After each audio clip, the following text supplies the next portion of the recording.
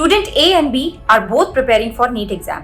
दोनों ने अपना एक 10 घंटे का टाइम टेबल बनाया है। Student A is able to follow the time table effectively, whereas student B struggles in that। अब ऐसा क्या है स्टूडेंट ए के टाइम टेबल में जो उस टाइम टेबल को वो बहुत अच्छे से फॉलो कर पाता है, and why this student B is failing. I know आपने ये वीडियो को क्लिक करा है बिकॉज कहीं ना कहीं आप भी स्टूडेंट बी के जैसे हैं।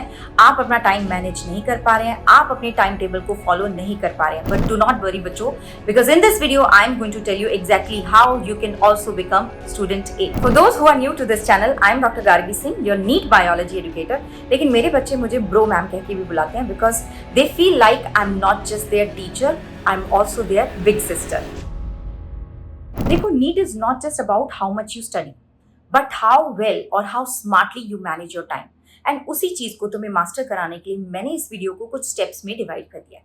Now step number 1 is you have to write down the list of all the task जो तुम्हें कंप्लीट करने हैं। नाउ दीज टास्क में बी बिग स्मॉल, तुम्हारी स्टडी से रिलेटेड भी हो सकते हैं, नहीं भी हो सकते हैं। बेसिकली हर वो चीज जो तुम्हें पूरे दिन में फिनिश करनी है, कंप्लीट करनी है, उस सबको तुम एक नोटबुक पे लिख लो या फिर किसी ऐप में लिख लो।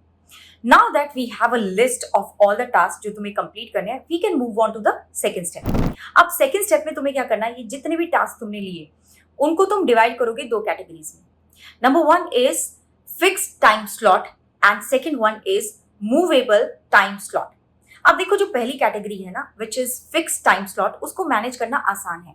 जैसे कि तुम कोचिंग के लिए जाते हो, नीट के लिए कोचिंग ले रहे हो, तो उसका टाइम तो फिक्स्ड है ना, और उसको मैनेज करना भी आसान है कि मान लो तुम्हारी 7 बजे से कोचिंग शुरू हो रही है, सुबह 7 बजे से कोचिंग शुरू हो रही है, या फिर 8 बजे से हो रही है, एंड सो ऑन, कुछ भी हो सकता है।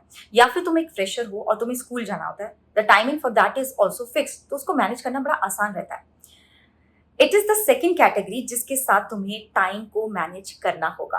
तो अब वो कैसे करना है उसकी बात करते हैं। Now divide this second category into 3 सब categories. Number 1 is urgent, second is not urgent and the third one is pre requisite required. अब जो अर्जेंट टास्क है वो तुम्हारा आज के आज ही खत्म होना चाहिए। जैसे कि कल कोई पेपर है तुम्हारा तो उसके लिए पढ़ना पड़ेगा, या फिर कल जो तुम्हारे लेक्चर्स हैं उनको रिवाइज करना, उनके क्वेश्चंस लगाना, these are all urgent task. उनको आज ही कंप्लीट करना है, उनको कल के लिए नहीं छोड़ा जा सकता।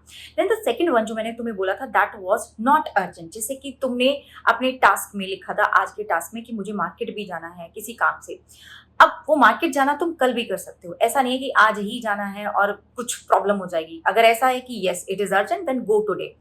Now the third one was prerequisite required. अब इसमें क्या करना है कि ये वो वाले टास्क है जहां पे जिस टास्क को करने के लिए तुम्हें पहले से ही कुछ शायद काम करना पड़ेगा, तब वो पूरा होगा। तो मेरे पास ये 3 कैटेगरीज आ चुकी हैं। अब देखो, जब भी हम टाइम टेबल बनाते हैं या जब भी हम अपना task of the day decide करते हैं, तो ना शुरुआत में हम बहुत ज्यादा एक्साइटेड होते हैं। तुम्हारे साथ भी ये चीज हुई होगी, तुमने भी नोटिस करा होगा कि पहले 2-3 दिन हम बहुत एक्साइटेड हैं और अच्छे से अपना टास्क फिनिश कर रहे हैं, कंप्लीट कर रहे हैं।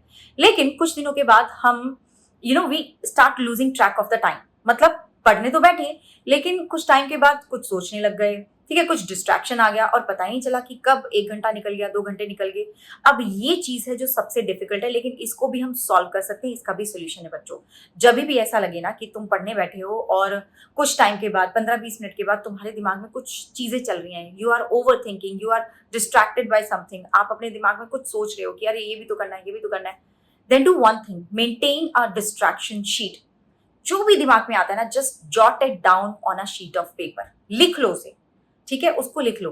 अब इससे क्या होगा ना कि तुम्हारे दिमाग को पता चल गया कि जो भी वो सोच रहा था ना, उसको तुमने लिख लिया है। टेल योरसेल्फ कि ठीक है यार, ओके, दिमाग रुक जा, मैंने जो तू सोच रहा है ना वो चीज लिख ली है, and I promise I am going to deal with this बाद में, लेकिन अभी हम ये काम कर लेते हैं, अभी हम पढ़ लेते हैं। तो अब तुम्हारा दिमाग भी ना क्लटर फ्री हो जाएगा, it won't be cluttered and you will be able to focus on your studies in a better way. Next up is 50-10 rule. देखो, बहुत बार ऐसा होगा कि तुम अच्छे से अपना टाइम टेबल फॉलो कर रहे हो, अच्छे से तुम अपना टाइम मैनेज कर रहे हो, लेकिन फिर भी ना कभी कभी बीच में ऐसा आएगा कि you just do not feel like studying। आपका मन ही नहीं है पढ़ने का यार, आपको वो सब्जेक्ट शायद अच्छा नहीं लगता या आपको वो टॉपिक नहीं अच्छा लगता, but the reason may be anything, but you just don't feel like studying. लेकिन पढ़ना तो पड़ेगा बच्चे, अगर डॉक्टर बनना है तो, राइट? ठीक है ना।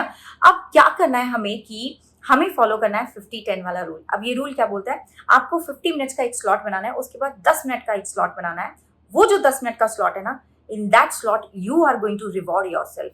अगर तुमने वो 50 मिनट में बिल्कुल फोकस होकर पढ़ाई कर ली तो तुम अपने आप को रिवॉर्ड करोगे with something that you love to do. It can be कि तुम किसी फ्रेंड से बात कर सकते हो, फैमिली के साथ टाइम स्पेंड कर सकते हो, या फिर you can listen to music, या फिर वॉक पे चले जाओ। इट कैन बी एनीथिंग, लेकिन सोशल मीडिया से दूर रहना, ठीक है? कुछ भी करो, सोशल मीडिया से दूर रहना है तुम्हें। देखो, शुरू में थोड़ा एफर्ट लगेगा, लेकिन धीरे धीरे ना आपको इस चीज की आदत पड़ जाएगी। देखो, होता क्या ना कि जब तुम वो टास्क कंप्लीट कर लोगी और जब तुम अपने आप को रिवॉर्ड करोगी ना, तो एक जो डोपामिन रिलीज होगा ना, it is going to make you feel happy, satisfied and motivated. और फिर ना तुम अगले टास्क के लिए भी बहुत ज्यादा मोटिवेटेड रहोगे। देखो, बहुत बार हम ऐसा सोचते हैं ना, कि ऐसा बोलते भी हैं कि यार मेरे को तो मोटिवेशन ही नहीं आ रहा था उस काम को करने का, लेकिन it is the other way around. जब आप काम करते हो तो मोटिवेशन आता है। अब ये ना फिर एक लूप बन जाएगा। तुमने अपना टास्क फिनिश करा, अपने आप को रिवॉर्ड करा, and then you feel charged up, और फिर तुमने अगला टास्क भी कर लिया फुल ऑन मोटिवेशन के साथ। अब ये एक लूप बनता जाएगा, एंड ये लूप ऐसा बनेगा ना कि तुम्हें इस चीज का एडिक्शन हो जाएगा, एंड कोई प्रॉब्लम नहीं आने वाली है टाइम मैनेजमेंट। अच्छा, next step is also very very important. देखो, तुम अपना सिर्फ एक दिन प्लान मत करो। Don't just plan your day, plan your entire week. तुम्हें पता होना चाहिए कि तुम पूरे हफ्ते में क्या करने वाले हो। इवन ऑन संडेज, जब छुट्टी होती है, नॉर्मली कोचिंग की भी छुट्टी होती होगी ना, स्कूल की भी छुट्टी होती है, तो even on Sundays make sure that you are going to complete 2-3 task. उस दिन को खाली नहीं जाने देना है। रिवीजन करो, कुछ और चीज प्लान कर लो, क्वेश्चन प्रैक्टिस कर लो।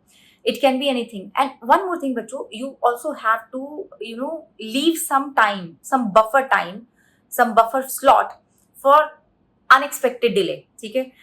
कुछ भी हो सकता है ना, कि आपने जो भी प्लान करा था वो आधे घंटे में आपको एक चीज करनी थी, या 1 घंटे में आपको एक टास्क कंप्लीट करना था, लेकिन उस टास्क में 2 घंटे लग गए। सो ये जो अनएक्सपेक्टेड डिलेज हैं, उनके लिए थोड़ा सा बफर टाइम लेके चलना। देखो, you have to be realistic, not robotic. And last but the most important one is stay consistent. Consistency beats intensity. आपको ना नीट क्रैक करने के लिए 14-15 आवर्स पढ़ने की जरूरत नहीं है। If you study for 8-9 hours और वो स्टडी आपकी फोकस स्टडी है, then also you will get a good score in NEET 2026. And बच्चे, इसलिए make sure that you show up daily. Even though there are going to be days which are going to be less productive, but you have to show up every day. देखो, NEET is a marathon, not a sprint. So do not aim for perfection. Aim for progress every single day. हर रोज हमें थोड़ा थोड़ा काम करना है, ताकि वो दिन आ जाए जब हम अपने गोल तक पहुंच जाए. Remember one thing, NEET is tough, but you are tougher. तो अगर इस वीडियो से आपको हेल्प हुआ हो, वीडियो को लाइक जरूर करना, शेयर जरूर करना, और एक कमेंट जरूर छोड़ के जाना saying I will manage my time. So all the best, my future doctors. I'll see you in the next one. Stay focused and take care.